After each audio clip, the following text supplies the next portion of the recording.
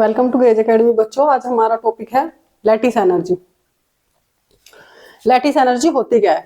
Lattice energy होती है कि जब हमारे पास दो किसी भी क्रिस्टल में दो आयनिक सॉलिड्स हो और उनको हमें कंबाइन करना हो, तो जो भी हमारा कंपाउंड बनेगा उसमें जो भी एनर्जी रिलीज होगी उसे हम लैटिस एनर्जी कहते हैं। मैं एक बार फिर से रिपीट कर देती हूँ कि अगर हमारे पास केटायन और एनायन है और उन्हें हमें जोड़ के एक कंपाउंड बनाना है, तो उसमें जो उस प्रोसेस में जो भी एनर्जी रिलीज होगी उसे हम क्या कहते हैं? लैटिस एनर्जी कहते हैं। जैसे the energy released when the required number of cation and anion in the gaseous state, देखो मैंने लिखा हुआ है जी are brought together from infinite distance to form 1 mole of ionic solid. अब बोर्न-हैबर साइकिल से हम इसे समझेंगे। बोर्न-हैबर साइकिल एक हमने लिया है डायरेक्ट कॉम्बिनेशन ऑफ एलिमेंट्स, जब हमारे पास एक मेटल है सॉलिड और एक हमारे पास एक्स एलिमेंट है गैसियस फॉर्म में, और इससे mx हमारा जो कंपाउंड बन गया और इसमें जो एनर्जी हुई वो होगी माइनस क्यू रिलीज हो गई है। अब इसका अल्टरनेटिव प्रोसेस है, इसे हम ब्रेक करके देखेंगे। सबसे पहले जो हमारे पास ये मेटल है इन सॉलिड फॉर्म में, इसे हम गैसियस फॉर्म में बनाएंगे, और अगर हम कोई भी सॉलिड से डायरेक्ट लिक्विड को स्किप करके गैस में फॉर्म करते हैं तो उस प्रोसेस को हम कहते हैं सब्लिमेशन। तो sublimation of mx to ms, जो सॉलिड मेटल है उसे गैसियस मेटल में बनाने के लिए हमारी जो एनर्जी हुई वो हमारा सब्लिमेशन किलो कैलोरी हो गई। फिर हम क्या करेंगे? डिसोसिएशन करेंगे हाफ एक्स टू गैसियस जो हमारे पास एलिमेंट है उसका एक्स एटम्स में, तो उसमें डेटा X two half D dissociation energy, half dissociation energy हो गई, हमारे पास बन गया एक्स एटम। अब हम फिर से कन्वर्जन करेंगे, जो मेटल हमारे पास यहाँ गैसियस फॉर्म में हो गई, अब हम इसको कैसे करेंगे? आयन फॉर्म में करेंगे। तो यहाँ पे एक इलेक्ट्रॉन निकलेगा, जब एक इलेक्ट्रॉन निकलता है तो उसे हम क्या कहते हैं? Ionisation energy. ये मैंने आपको आयनाइजेशन एनर्जी अपने लास्ट वीडियो में बताई है, मैंने नीचे डिस्क्रिप्शन में लिंक दे दूंगी, आप लोग वहां पे जाके पढ़ सकते हैं। तो यहाँ की जो इसकी थर्ड एनर्जी होगी डेटा S3 is equals to I means ionisation energy. फिर हम कन्वर्जन करेंगे गैसियस एटम X का X माइनस आयन में, तो यहाँ पर एक इलेक्ट्रॉन लेना पड़ेगा इसको। तो जब हम इलेक्ट्रॉन लेते हैं तो वो कौन सी एनर्जी होती है? हमारी इलेक्ट्रॉन एफिनिटी। तो यहाँ पे जो हमारी फोर्थ डेटा H4 हो गई इलेक्ट्रॉन एफिनिटी माइनस ई। फिर हम कॉम्बिनेशन कर देंगे, हमारे पास दोनों गैसियस फॉर्म में आ गए Mb और Xb, इन दोनों को कंबाइन कर देंगे तो जो लास्ट एनर्जी होगी हमारी लैटिस एनर्जी, जिसको हमने लिया है U से। अब हम इन सबको कंबाइन कर देंगे। ये देखो, ये है हमारे पास डेटा H, तो data H equals to data H1 plus data H2 plus data H3 plus data H4 और प्लस U, सारी एनर्जी हो गई। अब इनकी वैल्यू पुट आउट कर देंगे। डेटा H की वैल्यू क्या है? Minus Q. डेटा H1 की वैल्यू क्या है? S। और डेटा H2 की वैल्यू क्या है? Half HT, half D। Data H3 की वैल्यू क्या है? ये रही I। और डेटा H4 की वैल्यू माइनस E, ये जो वैल्यू है हमारी ये है माइनस E। और हमारी डेटा H जो U, तो हमारे हमने U ही ली है।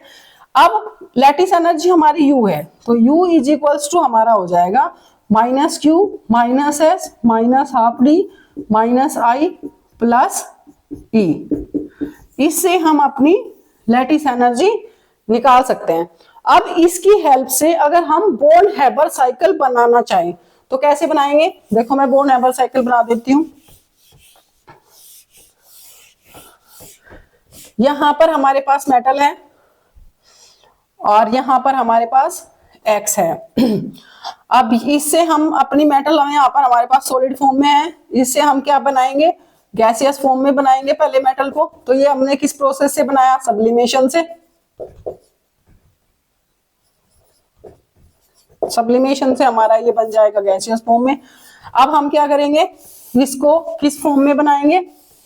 इसको बनाएंगे हम आयन की फॉर्म में। आयन की फॉर्म में जब हम इसको बना रहे हैं तो हमारे पास ये किससे बनेगा? ये बनेगा हमारा आयनाइजेशन एनर्जी से। आयनाइजेशन एनर्जी से बन जाएगा ये हमारा, जिसे हमने I से लिखा है।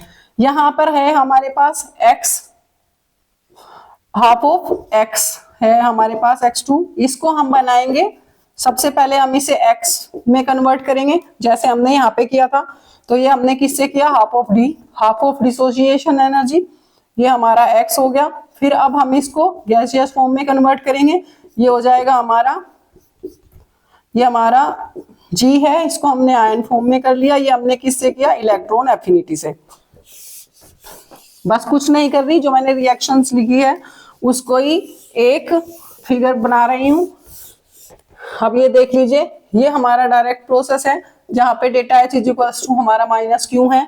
अब इन दोनों को हम क्या करेंगे, ऐड कर देंगे। जब ऐड करेंगे तो हमारी ये क्या हो जाएगी, U हो जाएगी, that is lattice energy.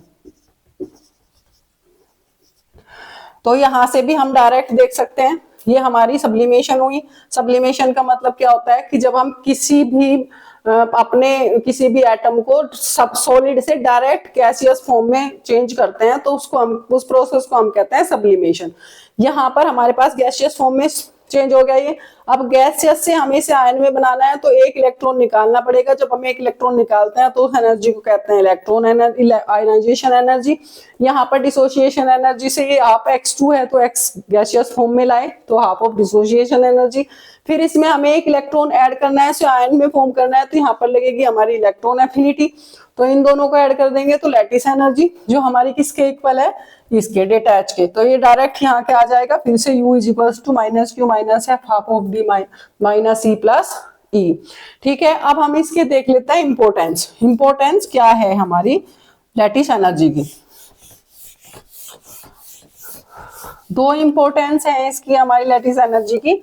Importance of lattice energy, lattice energy की दो इंपोर्टेंस है। सबसे पहले तो ये स्टेबिलिटी बताता है, stability of ionic solids. Ionic solids की स्टेबिलिटी बताता है। दूसरा ये सोल्यूबिलिटी बताता है,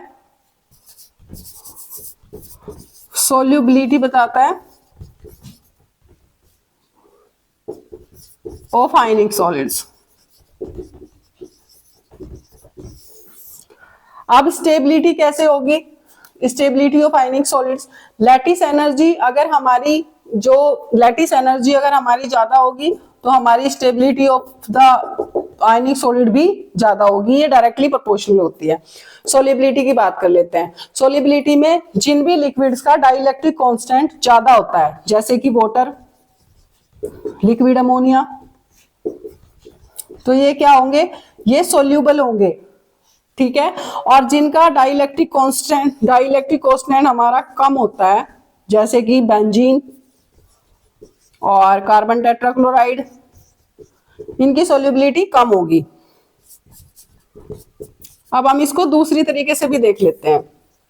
दूसरी तरीके से कैसे, हम देख लेते हैं इसे हाइड्रेशन एनर्जी से। अगर हाइड्रेशन एनर्जी कम हो, अगर हमारी हाइड्रेशन एनर्जी कम है लैटिस एनर्जी से, तो हमारा जो आयनिक सॉलिड होगा वो इनसोल्यूबल होगा। अगर lattice energy is less than अगर hydration energy is less than lattice energy तो हमारा आयनिक सॉलिड इनसोल्यूबल होगा। और अगर उल्टा हो, hydration energy is greater than lattice energy, तो हमारा जो आयनिक सॉलिड है वो सोल्यूबल होगा।